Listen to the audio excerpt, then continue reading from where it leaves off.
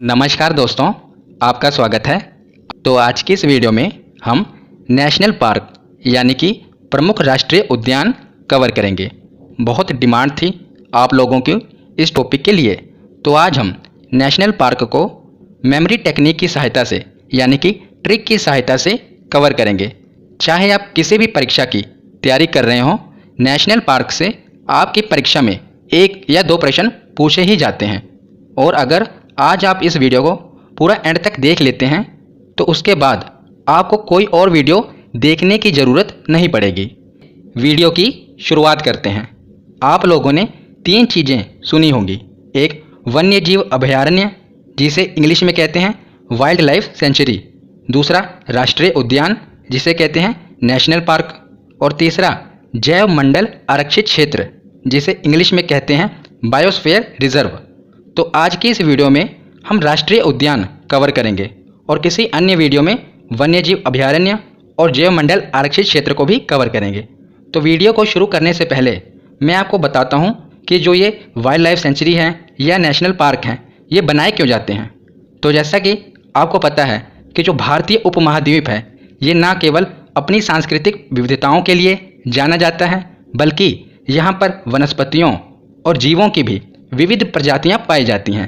इसलिए भारत में wild life sanctuary और नेशनल पार्क का निर्माण किया जाता है, ताकि जो भी संकटग्रस्त जानवर हैं, पक्षी हैं, उनका संरक्षण यानी कि प्रोटेक्शन किया जा सके।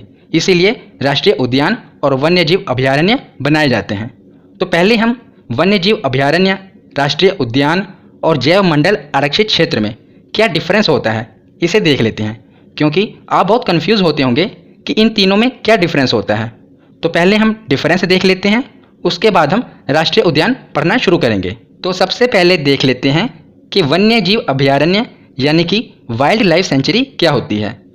तो वन्य जीव अभयारण्य में किसी एक प्रजाति या कुछ विशिष्ट प्रजातियों का संरक्षण किया जाता है, यानी कि ऐसी प्रजाति जो या तो संकटग्रस्त हो या किसी क्षेत्र में कोई विशिष्ट प्रजाति का जानवर पाया जाता हो, तो उसका संरक्षण करने के लिए वन्य जीव अभयारण्य का निर्माण किया जाता है। मतलब कि उस प्रजाति को बचाने के लिए वन्य जीव अभयारण्य का निर्माण किया जाता है। और वन्य जीव अभयारण्य में कुछ सीमा तक जानवरों को चराने, लकड़ी इकट्ठा करने तथा पर्यटन की छूट होती है। मतलब कि इसमें कुछ हद तक मानव गतिविधियों की छूट होती है। वो अपनी मतलब कि जानवरों को चरा सकते हैं, लकड़ियाँ इकट्ठा कर सकते हैं और पर्यटन की भी छूट होती है। तो उसके बाद हम देखते हैं कि राष्ट्रीय उद्यान क्या होता है। तो राष्ट्रीय उद्यान में सभी जीवों का संरक्षण समान रूप से किया जाता है। तो हमने वन्यजीव अभयारण्य में पढ़ा कि किसी एक प्रजाति या कुछ विशिष्ट प्रजातियों का ही संरक्षण किया जाता है। पर राष्ट्रीय उद्यान में क्या होता है कि राष्ट्रीय उद्यान के अंतर्गत जितनी भी प्रजातियां आती हैं, सभी का संरक्षण समान रूप से किया जाता है, चाहे कोई भी चीज़ हो। उसमें हम वनस्पतियों का भी संरक्षण करते हैं, जानवरों का भी संरक्षण करते हैं और पूरे के पूरे उस पर्यावरण यानी कि एनवायरनमेंट का संरक्षण करते हैं, जो कि राष्ट्रीय उद्यान के अंतर्गत आता है। और राष्ट्रीय उद्यान में किसी भी प्रकार की मानव गतिविधि प्रतिबंधित है। हमने वन्यजीव अभयारण्य में देखा कि वहाँ पर कुछ हद तक मानव गतिविधि जो है वो अलाउड है, जैसे कि वो अपने जानवरों को चरा सकते हैं, लकड़ियाँ इकट्ठा कर सकते हैं और पर्यटन की छूट है। पर राष्ट्रीय उद्यान में ऐसी किसी भी प्रकार की मानव गतिविधि प्रतिबंधित है। तो मतलब कि अगर हम कहें तो सबसे सख्त कानून है राष्ट्रीय उद्यान के, और उससे कम सख्त हैं वन्यजीव अभयारण्य के, और उससे भी कम सख्त कानून है जैव मंडल आरक्षित क्षेत्र के। तो अब हम देखते हैं कि जैव मंडल आरक्षित क्षेत्र क्या होता है।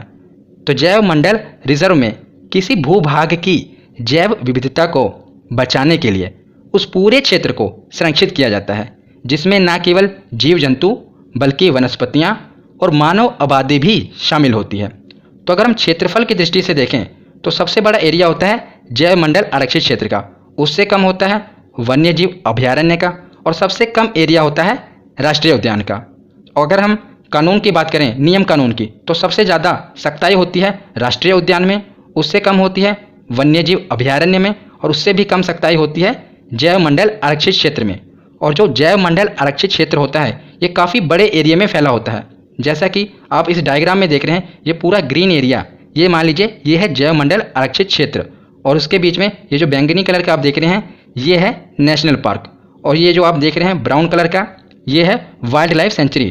तो आप देख ही सकते हैं कि एक जैव मंडल आरक्षित क्षेत्र में बहुत से राष्ट्रीय उद्यान भी हो सकते हैं और वन्यजीव अभयारण्य भी इसके अंतर्गत आ सकते हैं। तो जैसा कि जैव मंडल आरक्षित क्षेत्र इतने बड़े भूभाग में फैला होता है, तो इसीलिए इसे 3 क्षेत्रों में बांटा जाता है।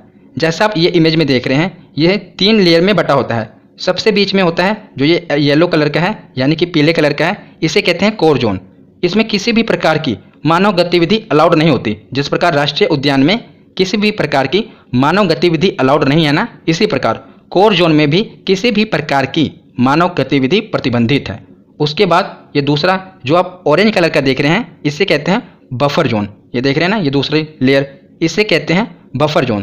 तो बफर जोन में भी मानव गतिविधि अलाउड नहीं है, पर रिसर्च के लिए और एजुकेशनल पर्पस के लिए, यानी कि शोध के लिए अलाउड है बफर जोन में। तो जो सबसे लास्ट लेयर है, इसे कहते हैं ट्रांजिशन जोन। जो रेड कलर की है ना, इसे कहते हैं ट्रांजिशन जोन, और इसे हिंदी में कहते हैं संक्रमण जोन। तो संक्रमण जोन में मानव गतिविधियां अलाउड हैं, मतलब कि मानव यहाँ पर अपनी बस्ती बसा सकते हैं, यहाँ पर जानवर भी चरा सकते हैं, लकड़ियाँ इकट्ठा कर सकते हैं। जैसा हमने वन्यजीव अभयारण्य में पढ़ा था ना, वही सेम चीज़ यहाँ पर मानव गतिविधियाँ अलाउड हैं। बफर जोन में क्या है, सिर्फ शोध के लिए, रिसर्च के लिए ही अलाउड है, और जो कोर जोन है यहाँ बिल्कुल ही प्रतिबंधित है, यहाँ पर बिल्कुल ही मानव गतिविधि अलाउड नहीं है। तो आशा करता हूँ आपने वन्यजीव अभयारण्य, राष्ट्रीय उद्यान और जैव मंडल आरक्षित क्षेत्र, इसमें क्या डिफरेंस है ये समझ लिया होगा।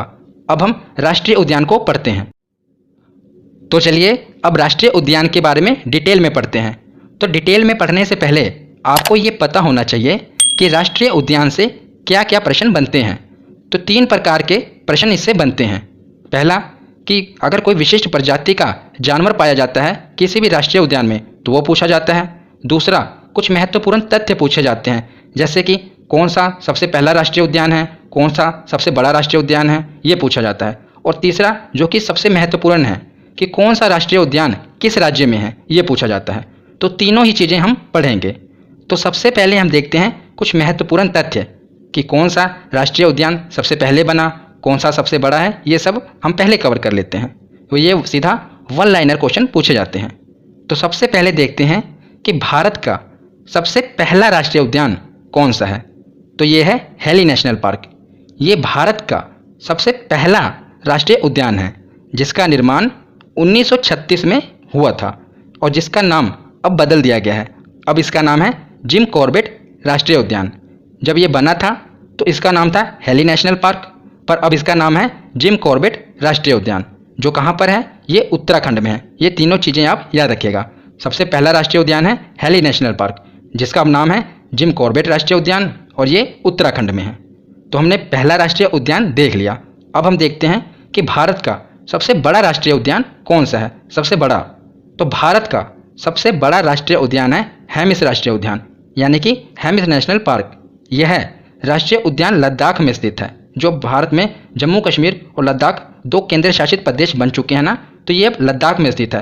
पहले हम पढ़ते थे कि ये जम्मू कश्मीर में था, पर अब ये लद्दाख में आ चुका है। तो याद रखिएगा, हेमिस राष्ट्रीय उद्यान लद्दाख में स्थित है, जो कि 4400 वर्ग किलोमीटर में फैला हुआ है, जिस कारण ये भारत का सबसे बड़ा राष्ट्रीय उद्यान है।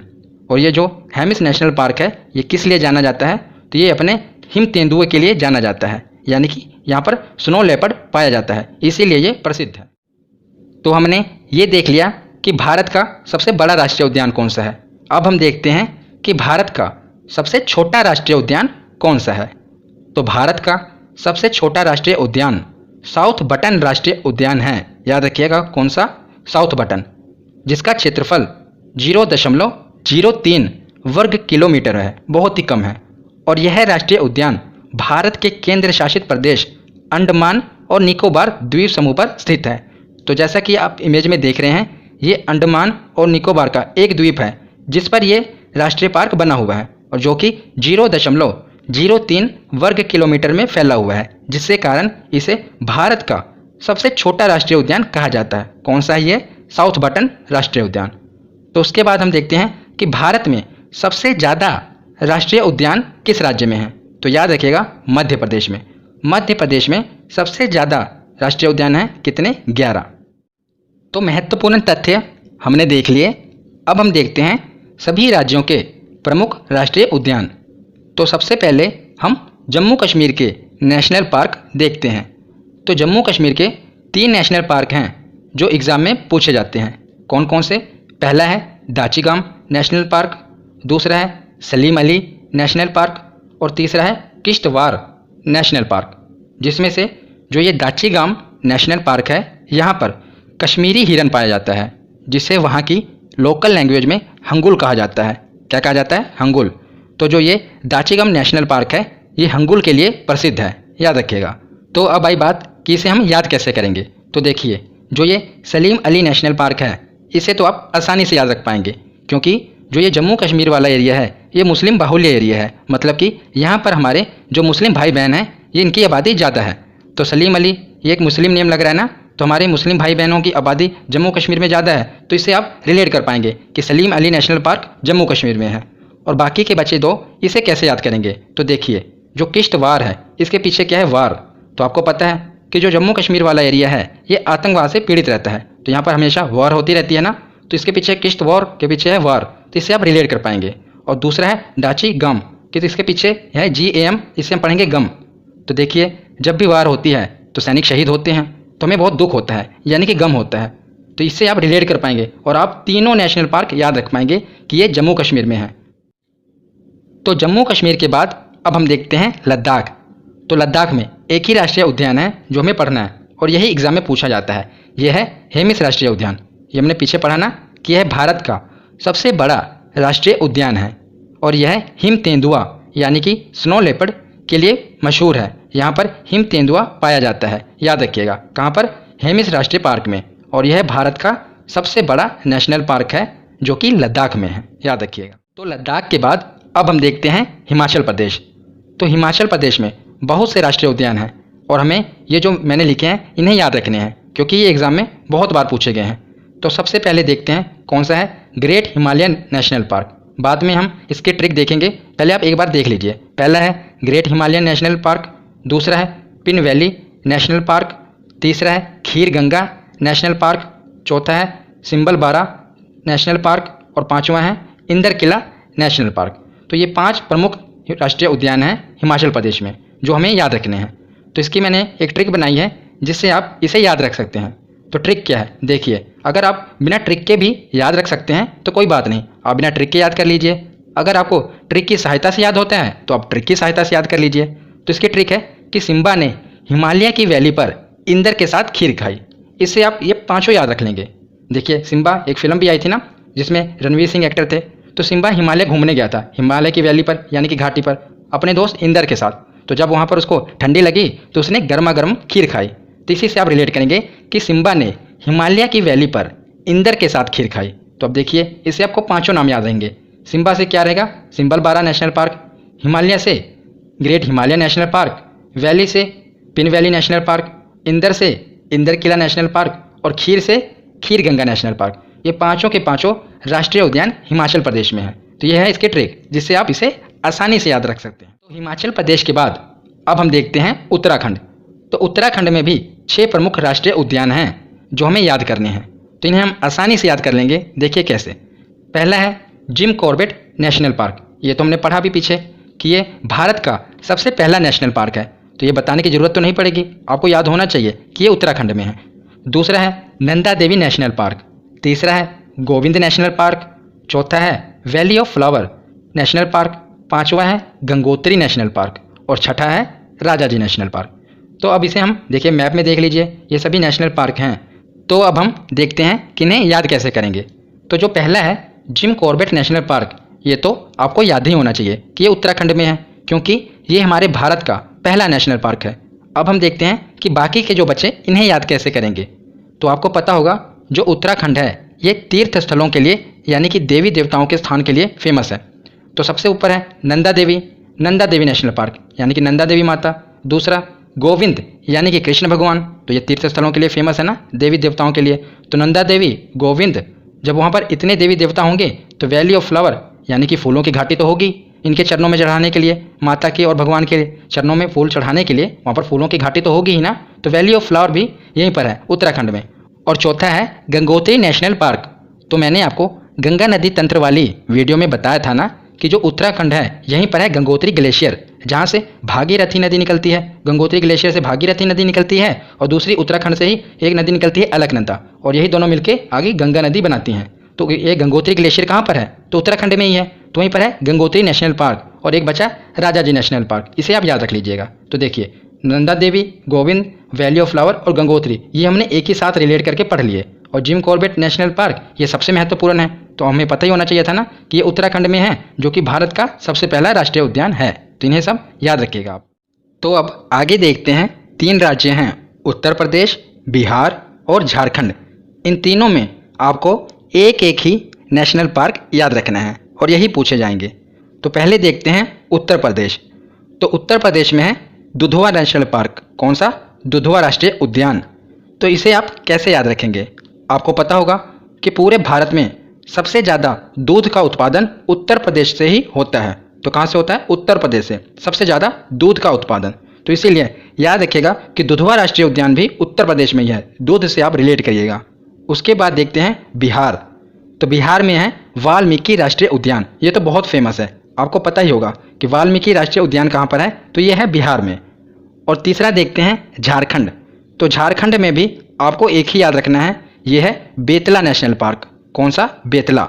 तो इसे आप कैसे याद करेंगे? तो एक छोटी सी कहानी से आप इसे याद कर पाएंगे। तो आपको पता होगा कि झारखंड का एक बेटा है जिसने पूरे झारखंड का नाम रोशन किया है। तो मैं महेंद्र सिंह धोनी की बात कर रहा हूँ। वो झारखंड के ही है ना, झारखंड में ही पैदा हुए थे। तो बेतला को आप रिलेट करेंगे बेटे से, यानी कि बेटा से। तो झारखंड का बेटा, इसने पूरे झारखंड का नाम रोशन किया, ना ही झारखंड का बल्कि पूरे भारत का नाम रोशन किया है झारखंड के बेटे ने। वो है महेंद्र सिंह धोनी। तो झारखंड का बेटा यानी कि बेतला राष्ट्रीय उद्यान ये झारखंड में है, याद रखिएगा। तो उत्तर प्रदेश, बिहार और झारखंड के बाद अब हम आते हैं पश्चिम बंगाल में। तो पश्चिम बंगाल में टोटल 6 राष्ट्रीय उद्यान आपको याद रखने हैं। बहुत ही आसानी से अभी आपको ये याद हो जाएंगे। पहले हम देख लेते हैं कि कौन कौन से हैं। पहला है सुंदरवन नेशनल पार्क। ये तो आपने पढ़ा होगा और सुना भी होगा। हमने पढ़ा था ना कि जो सुंदरवन डेल्टा है यही पश्चिम बंगाल के तट पर ही बनता है। तो ये सुंदरवन नेशनल पार्क भी कहाँ पर है? पश्चिम बंगाल में ही है। और ये रॉयल बंगाल टाइगर के लिए प्रसिद्ध है। तो रॉयल बंगाल टाइगर यहीं सुंदरवन नेशनल पार्क में पाए जाते हैं और इसी के लिए ये प्रसिद्ध है, याद रखिएगा। दूसरा है गोरुमारा नेशनल पार्क। तीसरा है बुक्सा नेशनल पार्क। चौथा है सिंगालीला नेशनल पार्क। पांचवा है जल्दापारा नेशनल पार्क और छठा है न्योरा वैली नेशनल पार्क। तो जो ये सुंदरबन है ये तो आपको याद होना चाहिए कि यह है पश्चिम बंगाल में। तो दूसरा हम देखते हैं गोरुमारा। अगर कोई चीज़ सुंदर होगी तो वो गोरी भी होगी ना, तो गोरू से गोरा याद रखेंगे। कोई चीज़ सुंदर है तो वो गोरी भी है, यानी कि गोरा है, तो गोरुमारा। बाकी के जो ये 4 बचे इन्हें हम एक ही चीज़ से याद करेंगे, एक स्टोरी से हम इन चारों को याद करेंगे। तो आपने एक गाना सुना होगा, जो एक गाना है हाई गर्मी, इसी से हम इसे याद करेंगे। तो वो गाना था ना, पारा इतना हाई हुआ कि, हाँ, जैसे आपको ये गाना याद है उसी प्रकार ये भी याद होना चाहिए। तो देखिए जो ये जल्द पारा, इसके पीछे क्या है? पारा। तो इसे हम कैसे याद करेंगे? देखिए बुक्सा नेशनल पार्क है ना, तो बुक्सा को हम पढ़ेंगे बादशाह। तो बुक्सा ने यानी कि बादशाह ने एक गाना सिंग यानी कि गाना गाया था। कौन सा? पारा वाला गाना गाया था ना कि पारा इतना हाई हुआ। तो उसमें डांस किसने किया था? तो नोरा फतेही ने, यानी कि न्योरा को नोरा, तो नोरा फतेही ने डांस किया था। तो आपको ये चारों याद होंगे। देखिए बादशाह ने एक गाना सिंग किया यानी गाना गाया, कौन सा? पारा वाला। तो पारे वाले गाने में डांस किसने किया था? तो नोरा फतेही ने, यानी कि न्योरा ने। तो ये चारों नेशनल पार्क आप इस एक स्टोरी से यानी कि रिलेट कर पाएंगे, जिससे आपको ये कभी नहीं भूलेंगे, क्योंकि ये इंपॉर्टेंट है, इसीलिए मैंने आपको बताएं। क्योंकि सुंदरबन ये तो सभी को पता होता है, पर बाकी जो ये 4 हैं ये नहीं पता होते। अब हम इन्हें भी याद रख पाएंगे। तो पश्चिम बंगाल के बाद अब हम देखते हैं उड़ीसा। तो उड़ीसा में कुल 2 राष्ट्रीय उद्यान हैं जो एग्जाम में बार बार रिपीट होते हैं, इन्हीं को याद रखिएगा।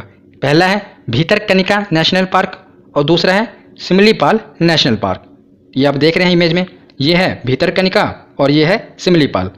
तो इसकी एक ट्रिक है, देखिए आपको पता होगा कि भारत के जितने भी तटीय राज्य हैं ना, जितने भी तटीय राज्य हैं ये बाकी राज्यों की तुलना में ज़्यादा डेवलप हैं। आप देखेंगे तो ये बाकी राज्यों की तुलना में जितने भी तटीय राज्य हैं जो समुद्र से सटे हुए हैं ये ज़्यादा विकसित है। पर इसमें से अकेला जो ये उड़ीसा है ये विकसित नहीं है, ये थोड़ा भी पिछड़ा हुआ है। और बाकी के जितने राज्य हैं आप देखेंगे, गुजरात हो गया, महाराष्ट्र हो गया, तमिलनाडु, केरल, आंध्र प्रदेश, ये सभी काफ़ी डेवलप हैं। पर जो ये उड़ीसा राज्य है ये अभी भी पिछड़ा हुआ है। तो यही है ट्रिक कि जो उड़ीसा है अभी भी भीतर से सिंपल है।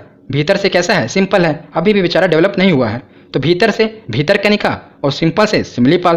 तो उड़ीसा भीतर से सिंपल है। इस एक ट्रिक से आप दोनों नेशनल पार्क भीतरकनिका और सिमलीपाल याद रख पाएंगे कि ये उड़ीसा में है, क्योंकि उड़ीसा भीतर से सिंपल है। तो उड़ीसा के बाद अब हम देखते हैं राजस्थान। तो राजस्थान में आपको टोटल 4 राष्ट्रीय उद्यान याद रखने हैं। पहला है डेजर्ट नेशनल पार्क। तो डेजर्ट तो आपको पता होगा कि पूरे राजस्थान में मरुस्थल है ना ज़्यादातर, तो डेजर्ट नेशनल पार्क कहाँ पर होगा, तो राजस्थान में ही होगा। दूसरा है रणथंभौर नेशनल पार्क। तो रणथंभौर भी ऐसा ही नाम है जो कि राजस्थान में ही होगा। रणथंभौर, चित्तौड़गढ़, ये सब कहाँ होते हैं, राजस्थान में ही ऐसे नाम होते हैं। तो रणथंभौर नेशनल पार्क भी राजस्थान में ही है। बाकी के जो 2 बचे इन्हें हम याद करेंगे एक ट्रिक से। तीसरा है सरिस्का नेशनल पार्क और चौथा है केवला देव नेशनल पार्क। और याद रखिएगा केवला देव नेशनल पार्क में साइबेरियन सारस के लिए प्रसिद्ध है। ये केवला देव नेशनल पार्क, यहाँ पर साइबेरियन सारस पाए जाते हैं, याद रखिएगा, ये पूछा गया है एग्जाम में। तो हम सरिस्का और केवला देव इन दोनों नेशनल पार्क को याद करते हैं। किन्हें याद कैसे करेंगे, तो आपको पता होगा कि राजस्थान में बहुत ही वीर और प्रतापी राजा हुए हैं। जो राजपूत राजा हुए ये बहुत प्रतापी राजा थे। इनका मानना था कि ये अपना सर कटा देंगे पर झुकाएंगे नहीं। ये झुकाते किसके आगे थे, या तो माता पिता या देव के आगे, यानी कि केवल देव के, देव यानी कि देवताओं के आगे।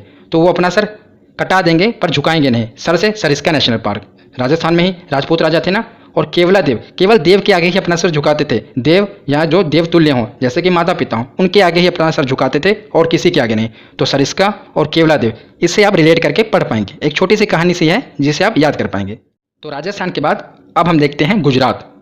तो गुजरात में आपको टोटल 4 नेशनल पार्क याद रखने हैं। कौन कौन से, पहला है ब्लैक बक नेशनल पार्क यानी कि काला हिरन। दूसरा है वंसदा नेशनल पार्क और तीसरा है गिर नेशनल पार्क और चौथा है मरीन नेशनल पार्क। तो ये 4 नेशनल पार्क हैं जो आपको याद रखने हैं।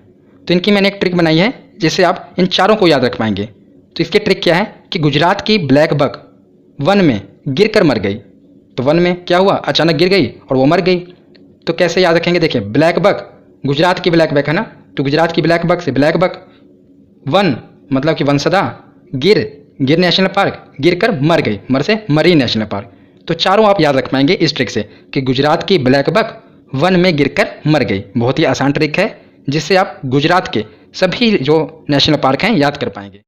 तो वीडियो को कंटिन्यू करने से पहले मैं आपको कुछ बताना चाहता हूं कि आप में से कई लोगों के मुझे रोज़ ये मैसेज आते हैं इंस्टाग्राम पर कि सर बताइए पीडीएफ के चार्जेस कितने हैं और ये पीडीएफ कहाँ पर मिलेंगी। तो मैं आपको बताना चाहता हूँ कि मैं जितनी भी वीडियो प्रोवाइड करता हूँ ये सभी फ्री हैं और मेरे द्वारा जितनी भी पीडीएफ प्रोवाइड की जाती है मैं सभी वीडियो की free of cost PDF provide करता हूँ आपको। इसलिए मैं कोई भी चार्जेस नहीं लेता। जितनी भी पीडीएफ मैं प्रोवाइड करता हूँ ये सभी आपके लिए फ्री है। बस इतना ही चार्ज है कि जितना मैं मेहनत से पढ़ाता हूँ उतनी ही मेहनत से आप भी पढ़िए और अपने मुकाम को हासिल करिए। जो भी आपका टारगेट है उसे हासिल करिए, यही मेरे लिए रिवॉर्ड होगा। और जितनी भी मेरी पीडीएफ है ये आपको Study Vines official Telegram channel पर मिल जाएंगी फ्री ऑफ कॉस्ट। और मैंने टेलीग्राम चैनल का लिंक वीडियो के डिस्क्रिप्शन में दे रखा है। आप चाहें तो वहां से ज्वाइन कर लें, नहीं तो सीधा टेलीग्राम पर जाइए और सर्च करिए स्टडी वाइंस ऑफिशियल और वहां से आप ज्वाइन कर लीजिए। और मेरी जितनी भी वीडियो हैं सभी की फ्री ऑफ कॉस्ट पीडीएफ आपको वहां पर मिल जाएंगी। इसका कोई भी चार्ज नहीं है। इसलिए आप इंस्टाग्राम पर ये मत पूछा कीजिए कि कहाँ पर पीडीएफ मिलेगी। मैं जो भी पीडीएफ है वो डेली अपलोड कर देता हूँ टेलीग्राम चैनल पर, वहीं पर से आपको मिल जाएंगी। तो चलिए अब आगे देखते हैं। तो अब हम आगे देखते हैं मध्य प्रदेश। जैसा कि हमने देखा ना कि मध्य प्रदेश में सबसे ज़्यादा नेशनल पार्क हैं, तो अब हम इनके जो इम्पोर्टेंट हैं उन्हें कवर करते हैं। तो सबसे पहले है कान्हा नेशनल पार्क, दूसरा है माधव, तीसरा है बांधवगढ़, चौथा है वन विहार, पांचवा पन्ना, छठा सतपुड़ा, पेंच, संजय। तो इन्हें हम याद कैसे करेंगे, देखिए पहले तो आप ये देख लीजिए जो पेंच नेशनल पार्क है ये मध्य प्रदेश और महाराष्ट्र दोनों की सीमा पर है। एमपी और महाराष्ट्र दोनों की सीमा पर है, मतलब दोनों पे ही पेंच लगे हुए हैं इसके पेंच नेशनल पार्क के, मध्य प्रदेश और महाराष्ट्र में। और जो संजय नेशनल पार्क है ये मध्य प्रदेश और छत्तीसगढ़ ये दोनों की सीमा पर है। तो संजय नेशनल पार्क भी दोनों की सीमा पर है, एक मध्य प्रदेश में तो है ही और छत्तीसगढ़ में भी है। और जो ये पेंच नेशनल पार्क है ये भी मध्य प्रदेश में है और महाराष्ट्र में, तो इन दोनों को याद रखिएगा। और जो ये है सतपुड़ा नेशनल पार्क, तो मैंने आपको बताया था इंपॉर्टेंट जो पर्वत वाली वीडियो थी कि जो सतपुड़ा पर्वत श्रेणी है ये मध्य प्रदेश में है ना, तो सतपुड़ा नेशनल पार्क भी मध्य प्रदेश में ही है। उसके ऊपर है पन्ना नेशनल पार्क। तो इससे पिछली वीडियो कृषि वाली थी और उससे पिछली खनिज वाली वीडियो थी। तो खनिज वाली वीडियो में मैंने आपको बताया था कि जो सबसे प्रमुख जो हीरा है ये हीरा कहाँ पर पाया जाता है, तो ये मध्य प्रदेश की पन्ना खान में पाया जाता है। हमने कहा था ना हीरा पन्ना एक ही साथ हम पढ़ते हैं, तो मध्य प्रदेश में है पन्ना की खानी और वहीं से हमें हीरा मिलता है। तो पन्ना की खानी मध्य प्रदेश में है तो पन्ना नेशनल पार्क भी मध्य प्रदेश में है। तो जो अगर आपने ज्योग्राफी की मेरी सभी वीडियो नहीं देखी तो उन्हें ज़रूर देख लेना। मैंने सभी को ट्रिक से और मैप की सहायता से आपको समझाया है और बहुत ही आसान शब्दों में आपको समझाया है। तो आप ये इंडियन ज्योग्राफी की प्लेलिस्ट में जाकर मेरे द्वारा जितनी भी ज्योग्राफी की वीडियो अपलोड की गई हैं उन्हें देख लेना। तो हमने देखा कि जो पन्ना नेशनल पार्क है, ये भी पन्ना की खानें कहाँ पर थी, तो मध्य प्रदेश में थी, वहीं पर है पन्ना नेशनल पार्क। तो उसके ऊपर है वन विहार नेशनल पार्क। तो सबसे ज़्यादा वन भारत में मध्य प्रदेश में ही है, तो उसी से हम याद रखेंगे कि वन विहार पार्क भी मध्य प्रदेश में ही है। तो देखिए, किसी भी ट्रिक की आपको ज़रूरत पड़ रही है, बस आप कुछ लिंक करके इन्हें याद रख पा रहे हैं। उसके ऊपर है, ये ऊपर वाले तीन हम देखते हैं। तो देखिए, ये तीनों एक है कान्हा, कान्हा को ही माधव कहते हैं, और माधव और बांधव साथ साथ रिलेट हो रहे हैं। तो कान्हा माधव बांधव, ये आप याद रखेंगे कि मध्य प्रदेश में है। कान्हा माधव भी कान्हा जी को ही कहते थे, और बांधव अब रिलेट कर लीजिएगा, कान्हा माधव बांधव ये तीनों मध्य प्रदेश में हैं। वन, सबसे ज़्यादा वन मध्य प्रदेश में है। पन्ना, पन्ना की खानें मध्य प्रदेश में है। सतपुड़ा, सतपुड़ा पर्वत श्रृंखला मध्य प्रदेश में है। तो ये सभी आप मध्य प्रदेश से रिलेट करके याद रख पाएंगे। तो मध्य प्रदेश के बाद अब हम देखते हैं छत्तीसगढ़। तो सबसे देखिए नीचे है गुरु घासीदास संजय नेशनल पार्क। तो अभी हमने जो पीछे ये पढ़ा ना, कौन सा, संजय नेशनल पार्क, जो कि मध्य प्रदेश और छत्तीसगढ़ दोनों में ही फैला हुआ था। वही संजय नेशनल पार्क को छत्तीसगढ़ में क्या कहते हैं, गुरु घासीदास नेशनल पार्क। और उसके ऊपर है कांगेर वैली नेशनल पार्क। और सबसे ज़्यादा इंपॉर्टेंट जो कि एग्जाम में पूछा जाता है, अगर छत्तीसगढ़ से पूछा जाए, तो ये है इंद्रावती नेशनल पार्क। तो ये एग्जाम में पूछा जाता है, तो इसे हम कैसे याद रखेंगे। तो मैंने आपको नदी वाली वीडियो में बताया था कि इंद्रावती नदी किस राज्य की प्रमुख नदी है, तो ये छत्तीसगढ़ की प्रमुख नदी है। याद रखिएगा, इंद्रावती नदी कहाँ की प्रमुख नदी है, तो छत्तीसगढ़ की। तो उसी से आप रिलेट करेंगे कि वहाँ की प्रमुख नदी है छत्तीसगढ़ की, तो वहीं पर होगा इंद्रावती नेशनल पार्क। तो इसे आप याद कर पाएंगे। तो छत्तीसगढ़ के बाद अब हम देखते हैं असम। तो असम में कुल 5 नेशनल पार्क हैं, और हम इन पाँचों को अभी चुटकियों में याद कर लेंगे, और सभी महत्वपूर्ण हैं। कौन कौन से, पहला है मानस नेशनल पार्क, दूसरा है नामेरी नेशनल पार्क, तीसरा है मोस्ट इंपॉर्टेंट कौन सा, काजीरंगा नेशनल पार्क। आपने काजीरंगा नेशनल पार्क के बारे में सुना होगा ना। तो ये जो काजीरंगा नेशनल पार्क है, ये फेमस क्यों है, तो ये एक सींग वाले गेंडे के लिए फेमस है। यहाँ पर एक सींग वाला गेंडा पाया जाता है, इसी के लिए प्रसिद्ध है ये काजीरंगा नेशनल पार्क। उसके बाद है डिब्रू सैखोवा नेशनल पार्क, और एक है राजीव गांधी ओरांग नेशनल पार्क। तो राजीव गांधी नाम से आपको 3 नेशनल पार्क देखने को मिलेंगे। अभी आप पढ़ लीजिए, लास्ट में मैं आपको कंक्लूजन बता दूंगा कि कहाँ कहाँ पर कौन कौन से हैं। तो ये है राजीव गांधी, साथ में देखिए क्या लिखा है, ओरांग। तो कई बार लिखा होता है ओरांग नेशनल पार्क, तो उसे ही आप असम में ही टिक करेंगे। अगर लिखा होगा राजीव गांधी ओरांग नेशनल पार्क, तो भी वो असम में ही होगा। तो इसे अब हम एक ट्रिक से याद करते हैं, जिसे हम पाँचों के पाँचों याद रख पाएंगे और कभी नहीं भूलेंगे। आपने कहावत तो सुनी होगी ना कि जब मियाँ बीबी राजी, हाँ कहावत तो आपको पूरी याद है कि जब मियाँ बीबी राजी तो क्या करेगा काजी। पर इस कहावत से आपको कोई फ़ायदा नहीं हुआ, पर आज आपको इससे फ़ायदा होगा। यहाँ पर ट्रिक क्या है कि माना ना मेरी असम का काजी, करवा दी डिब्रू राज से शादी। यहाँ पर क्या हुआ, काजी तो माना पड़ा है पर मियाँ बीबी राजी नहीं है। वहाँ पर मियाँ बीबी राजी थे पर काजी नहीं माना था। यहाँ पर काजी मान चुका है पर मियाँ बीबी राजी नहीं है। माना ना मेरी असम का काजी, करवा दी डिब्रू राज से शादी। तो देखिए इसे याद कैसे करेंगे, माना से मानस नेशनल पार्क, नामेरी से नामेरी नेशनल पार्क, काजी से काजीरंगा नेशनल पार्क, और डिब्रू राज से डिब्रू सैखोवा नेशनल पार्क, और राज से राजीव गांधी ओरांग नेशनल पार्क। तो माना नामेरी असम का काजी, करवा दी डिब्रू राज से शादी। तो अब इसी लाइन से आप पाँचों के पाँचों असम के जितने भी राष्ट्रीय उद्यान हैं याद कर पाएंगे। बहुत ही आसान ट्रिक है ना। तो चलिए अब आगे देखते हैं। असम के बाद हम देखते हैं 3 राज्य, सिक्किम, मणिपुर और अरुणाचल प्रदेश। तो सबसे पहले देखते हैं सिक्किम। तो सिक्किम में है कंचनजंगा राष्ट्रीय उद्यान, सुना ही होगा आपने, बहुत ही फेमस है। इसको वहाँ के लोकल लोग कहते हैं खांचनजोंगा नेशनल पार्क, हिंदी में हम पढ़ते हैं कंचनजंगा राष्ट्रीय उद्यान। तो कंचनजंगा नेशनल पार्क बहुत ही फेमस है, और मैंने आपको जो पर्वतों वाली वीडियो थी वहाँ पर आपको बताया था कि कंचनजंगा जो पर्वत है वो कहाँ पर है, तो वो सिक्किम में ही है ना, तो आपको पता होगा। तो कंचनजंगा राष्ट्रीय उद्यान भी सिक्किम में ही है, याद रखिएगा। तो सिक्किम के बाद देखते हैं मणिपुर। मणिपुर में एक नेशनल पार्क है और यही सबसे ज़्यादा इम्पोर्टेंट है, कैबुल लामजाओ नेशनल पार्क। तो ये इतना इम्पोर्टेंट क्यों है, क्योंकि ये दुनिया का एकमात्र ऐसा पार्क है जो कि पानी पर तैर रहा है, यानी कि फ्लोट कर रहा है। ये दुनिया का एकमात्र तैरता हुआ नेशनल पार्क है, इसीलिए ये इम्पोर्टेंट बन जाता है।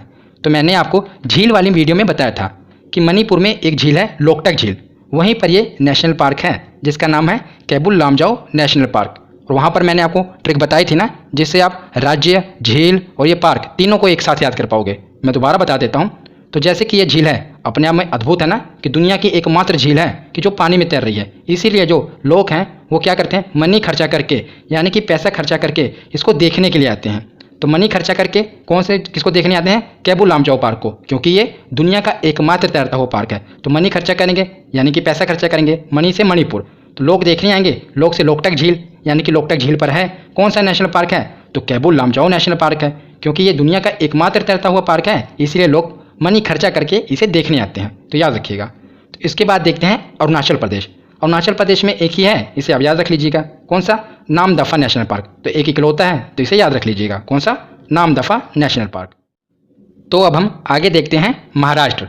तो महाराष्ट्र में कुल 4 नेशनल पार्क हैं जो हमें याद करने हैं। कौन कौन से, पहला है संजय गांधी नेशनल पार्क, दूसरा है ताडोबा नेशनल पार्क, तीसरा है गूगामल नेशनल पार्क और चौथा है नवेगांव नेशनल पार्क। तो याद रखिएगा यहाँ पर है संजय गांधी नेशनल पार्क। अभी हमने पीछे एक पढ़ा था मध्य प्रदेश में संजय नेशनल पार्क, वहाँ था सिर्फ संजय नेशनल पार्क, जो कि मध्य प्रदेश और छत्तीसगढ़ में भी एंटर करता था। छत्तीसगढ़ में उसे गुरु घासीदास कहते थे और मध्य प्रदेश में क्या कहते थे, संजय नेशनल पार्क। जब उसके साथ लग जाए गांधी, संजय गांधी नेशनल पार्क, तो वो है महाराष्ट्र में, याद रखिएगा। और उसके साथ है ताडोबा राष्ट्रीय उद्यान, गूगामल राष्ट्रीय उद्यान और नवेगांव राष्ट्रीय उद्यान। तो इसे हम याद कैसे करेंगे, तो आपको पता होगा जो नवेगांव है, गोरेगांव, ये कहाँ पर है, महाराष्ट्र में है ना।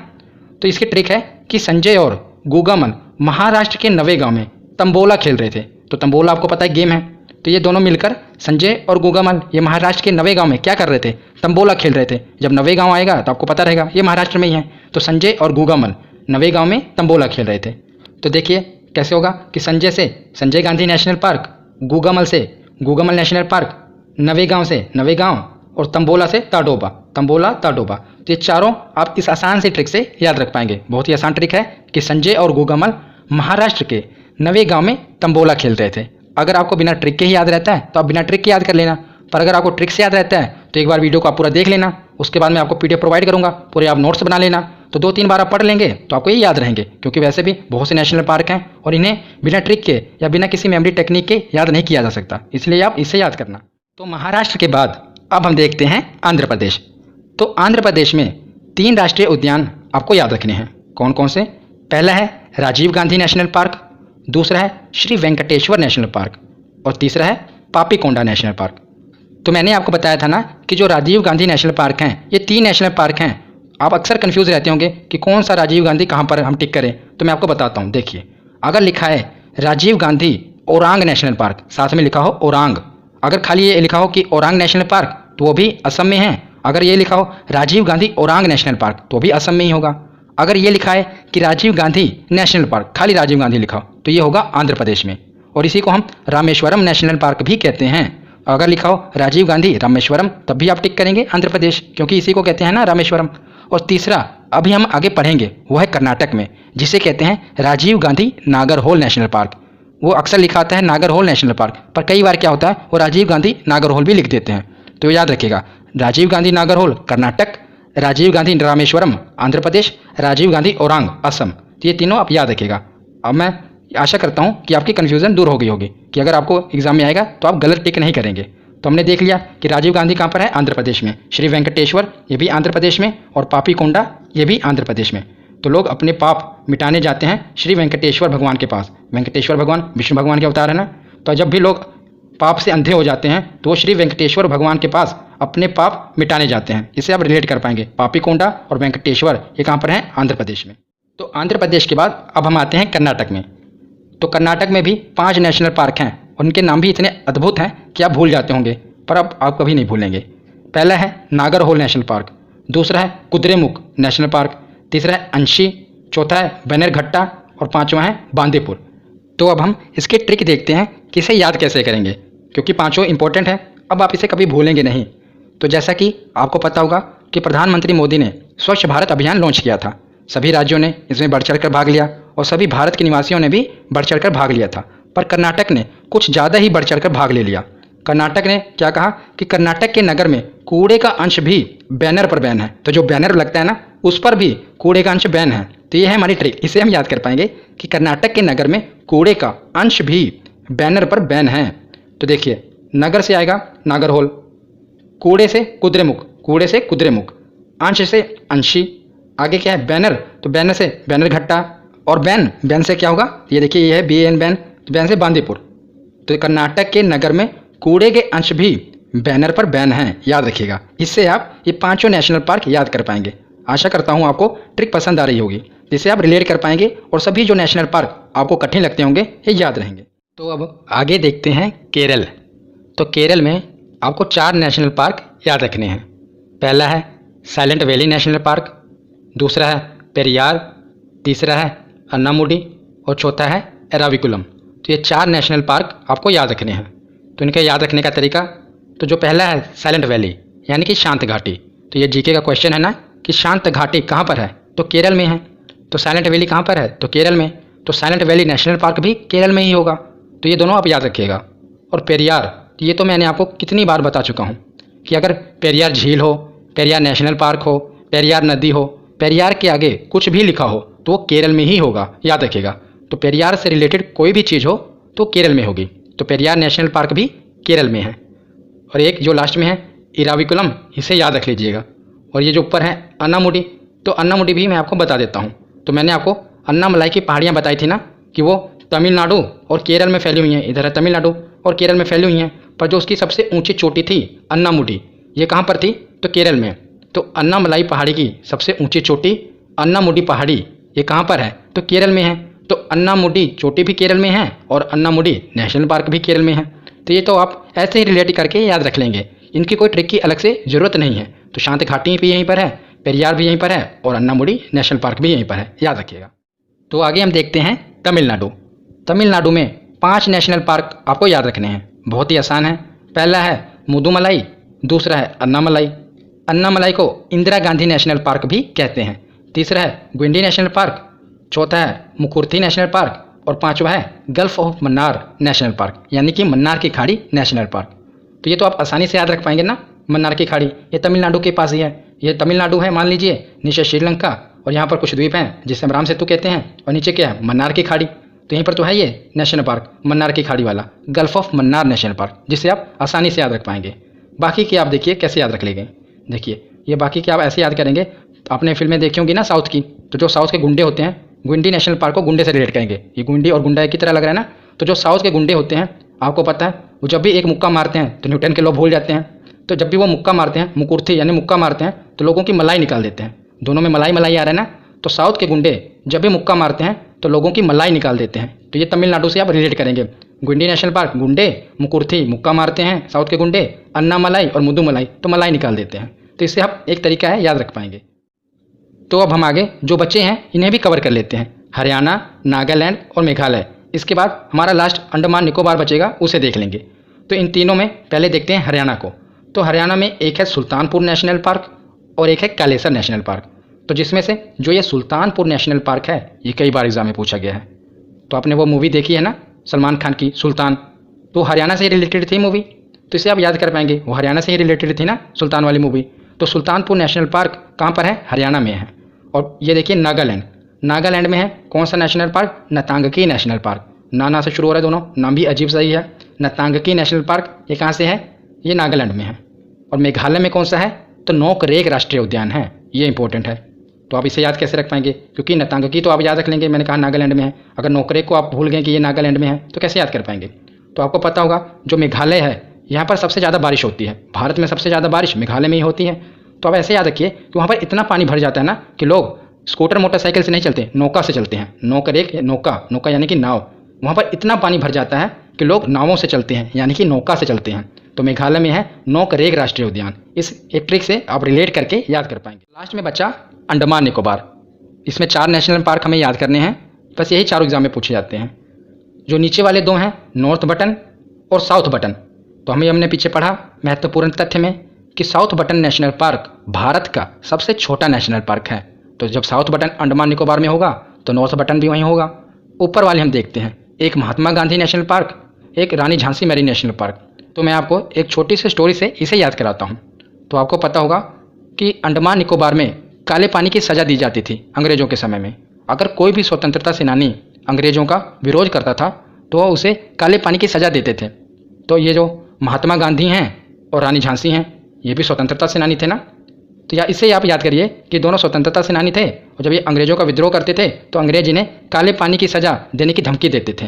तो महात्मा गांधी और रानी झांसी, और हमने जितने भी पीछे पढ़े कोई स्वतंत्रता सेनानी नहीं था। महात्मा गांधी और रानी झांसी ये स्वतंत्रता सेनानी हैं, तो अंग्रेज इन्हें विद्रोह करने के लिए दबाते थे, नहीं तो वो कहते थे आपको काले पानी की सज़ा दे दी जाएगी। तो इसे आप याद कर लीजिएगा, एक छोटी सी स्टोरी है जिससे आप कभी भूलेंगे नहीं। तो आज की ये वीडियो यहीं पर ख़त्म होती है। कैसी लगी ये वीडियो कमेंट सेक्शन में ज़रूर बताना। धन्यवाद।